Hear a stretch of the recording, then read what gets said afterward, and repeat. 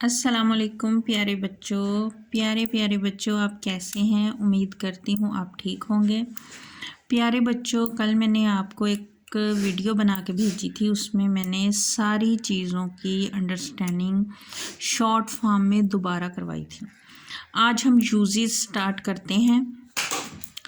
आपने ध्यान से मेरी बात सुननी है। उर्दू फ़िक्रों का इस्तेमाल इंग्लिश में तर्जमा। सबसे पहले हम यूजेस स्टार्ट करेंगे। Use of this, that. This का मतलब उर्दू में ये है और दैट का मतलब उर्दू में वो है। दिस ये, इज़ है, दैट वो, इज़ है। दिस और दैट के साथ हम इज़ का इस्तेमाल करेंगे। दिस नज़दीक की चीज़ के लिए इस्तेमाल होता है। दिस के मैनी ये के हैं। दिस की आपको समझ आ गई है। अब हम इससे रिलेटेड सेंटेंसेस करेंगे। ये एक मेज़ है। This is a table. This ये, इज़ है, आ एक टेबल मेज़। ये एक कुर्सी है। This is a chair. This ये, इज़ है, आ एक चेयर कुर्सी। ये एक घड़ी है।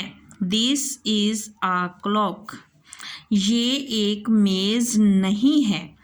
अब ये नहीं वाले जो सेंटेंसेस होते हैं ये मनफी फ़िक्रे होते हैं। इनको बनाने के लिए फ़िक्रे में नॉट लगाया जाता है। ये एक मेज़ नहीं है। This is not a table. ये एक मेज़ नहीं है। इन फ़िक्रों को मनफी फ़िक्रे कहते हैं, नेगेटिव कहते हैं। ये एक कुर्सी नहीं है। This is not a chair. इसके बाद नॉट इस्तेमाल करेंगे। ये एक घड़ी नहीं है। This is not a watch. ठीक है। सबसे पहले हमने सिंपल सेंटेंसेस किए। दिस इज़ आ टेबल, ये एक मेज़ है। इसके बाद हमने इनको नेगेटिव में चेंज किया। ये एक मेज़ नहीं है। This is not a table. अब हम जो करेंगे वो इंट्रोगेटिव है, यानी सवालिया फ़िक्रे, जिसमें कोई सवाल पूछा गया हो। जैसे क्या ये एक कुर्सी है। Is this a chair. Is को अब हमने फ़िक्रे के शुरू में लगाना है। ठीक है। नोट को हमने ख़त्म कर देना है क्योंकि इसमें नहीं यूज़ नहीं हुआ। तो इसको हमने सवालिया फ़िक्रा बनाने के लिए जब इज़ को हम सबसे पहले लिखेंगे तो ये इसका मतलब क्या में चेंज हो जाएगा। इज़ दिस आ चेयर, क्या ये एक कुर्सी है। इसी तरह क्या ये एक घड़ी है। इज़ को हम स्टार्ट में ले आएंगे, आगे वैसे ही लिख देंगे this a watch. Is this a watch, क्या ये एक घड़ी है।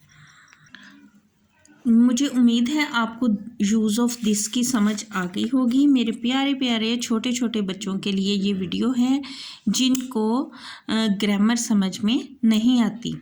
प्यारे बच्चों, अब दिस का इस्तेमाल हमने किया, अब हम दैट की तरफ चलते हैं। दैट का मतलब होता है वो। दिस जो चीज़ नज़दीक पड़ी हो उसके लिए इस्तेमाल होता है। दैट दूर की चीज़ के लिए इस्तेमाल होता है। इसका मतलब वो है। अब हम चलते हैं इधर। दैट के साथ भी इज़ ही यूज़ होगा। वो एक कलम है। That is a pen. That वो, इज़ है, आ एक पेन कलम। वो एक कलम नहीं है। That is not a pen. हम क्या करेंगे, इज़ के बाद नॉट लगा देंगे, यानी नहीं। ये नेगेटिव बन जाएगा। That is not a pen. क्या वो एक कलम है। Is that a pen. अब हम इज़ को स्टार्ट में ले आएंगे और दैट आ पेन उसके बाद लिखेंगे तो वो बनेगा क्या वो एक कलम है। वो एक बस्ता है। That is a bag. वो एक बस्ता नहीं है। That is not a bag. क्या वो एक बस्ता है। Is that a bag. वो एक स्कूल है। That is a school. वो एक स्कूल नहीं है। That is not a school. क्या वो एक स्कूल है। Is that a school. प्यारे बच्चों, देखिए फर्स्ट फिक्रे में that is a school, is that के बाद आया। वो एक स्कूल नहीं है। दैट इज़ के बाद नॉट आ गया, क्या वो एक स्कूल है? इज़ को हमने उठा के स्टार्ट में लिख दिया। मुझे उम्मीद है आपको दिस और दैट की अच्छे से समझ आ गई होगी। अब हम चलते हैं दीज की तरफ। हाँ जी, अब हम यूज़ ऑफ दीज पढ़ते हैं। दीज के मैनी भी ये हैं, दीज का मतलब भी यही है। ये एक से ज़्यादा नज़दीक की चीज़ों के लिए इस्तेमाल होता है। आपके जो पास पड़ी हुई चीज़ें हैं, ज़्यादा चीज़ें हैं, उनके लिए इस्तेमाल होता है, यानी जमा के लिए। दिस सिंगुलर के लिए इस्तेमाल हुआ था और दीज प्लूरल के लिए इस्तेमाल होगा। जहाँ दीज का इस्तेमाल होगा इसके साथ आर का इस्तेमाल होगा, यानी इज़ की जमा क्या है? आर। इज़ सिंगुलर है और इज़ की जमा है आर, यानी एक चीज़ के साथ इज़ और ज़्यादा चीज़ों के साथ इज़ की जमा आर का इस्तेमाल होगा। अब हम इसके सेंटेंसेस की तरफ चलते हैं। ये दुकानें हैं, दीज आर शॉप्स। उधर है था इसलिए इज़ इस्तेमाल हुआ, इधर है हैं। आपको पता है उर्दू ग्रामर में हैं ज़्यादा चीज़ों के लिए इस्तेमाल होता है। तो दीज आर शॉप्स, ये दुकानें हैं, आर का मतलब हैं।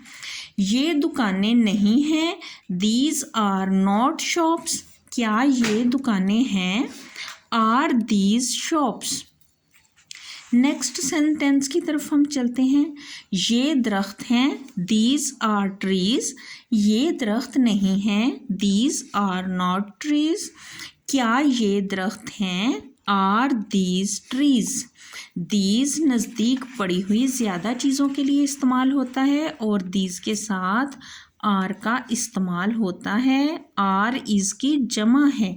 इज़ का मतलब एक चीज़ के लिए है और आर का मतलब ज़्यादा चीज़ों के लिए हैं। प्यारे बच्चों, अब हम चलते हैं यूज़ ऑफ दोज। दैट का मतलब भी वो है और दोज का मतलब भी वो है। दैट एक चीज़ के लिए इस्तेमाल हुआ था, दोज दूर पड़ी हुई ज़्यादा चीज़ों के लिए इस्तेमाल होगा। दोज का मतलब भी वो है, ये एक से ज़्यादा दूर की चीज़ों के लिए इस्तेमाल होता है। जिस जगह दोज इस्तेमाल होगा वहाँ इज़ की जमा आर इस्तेमाल होगी। ठीक है, दीज और दोज में आर का इस्तेमाल होगा क्योंकि ज़्यादा चीज़ें हैं। वो घर हैं, दोज आर हाउसेस। वो घर नहीं हैं, दोज आर नॉट हाउसेस। क्या वो घर हैं? Are those houses. बच्चे, जब ये आर आपने इंटरोगेटिव फिक्रे में बाहर लेके आना है तो ए आपने कैपिटल लिखना है। वो सड़कें हैं, दोज आर रोड्स। वो सड़कें नहीं हैं, दोज आर नॉट रोड्स। क्या वो सड़कें हैं? Are those roads. प्यारे बच्चों, मुझे उम्मीद है आपको दिस, दैट, दोज और दीज का कॉन्सेप्ट क्लियर हो गया होगा। अब हम आगे चलते हैं, मैं आपको थोड़ा सा और समझाती हूँ। प्यारे बच्चों, दिस ये नज़दीकी एक चीज़ के लिए इस्तेमाल हुआ है, इसके साथ इज़ का इस्तेमाल हुआ है, वाहद चीज़ के लिए है। दैट दूर की चीज़ के लिए, इसका मतलब वो है, तो ये भी वाहद है इसलिए इसमें है का इस्तेमाल होगा। दीज नज़दीक पड़ी हुई ज़्यादा चीज़ों के लिए इस्तेमाल हुआ है, इसका मतलब ये है, तो इसके साथ इज़ की जमा आर इस्तेमाल होगी, यानी हैं। ये देखें, ये वाला है एक चीज़ के लिए और ये वाला है ज़्यादा चीज़ों के लिए इस्तेमाल होता है। इसी तरह दोज का मतलब भी वो है, ये दूर पड़ी हुई ज़्यादा चीज़ों के लिए इस्तेमाल होता है और आर, इसमें भी आर यूज़ हुआ है, यानी इसकी जमा आर हैं। प्यारे प्यारे बच्चों, मैंने आपको दिस, दैट, दोज, दीज का कॉन्सेप्ट क्लियर करवाया है। ये मैंने एक एक्सरसाइज तैयार की है। आप प्यारे प्यारे बच्चों थोड़ा सा टाइम निकाल के इसकी प्रैक्टिस कीजिएगा, मुझे सेंड कीजिएगा, तो मुझे समझ आ जाएगी कि आपके कॉन्सेप्ट्स क्लियर हुए या नहीं। एक्सरसाइज नंबर 1 है, ये एक जंगल है, ये एक तस्वीर नहीं है। क्या ये एक मुर्गी है? ये एक कॉपी है। क्या ये एक अलमारी है?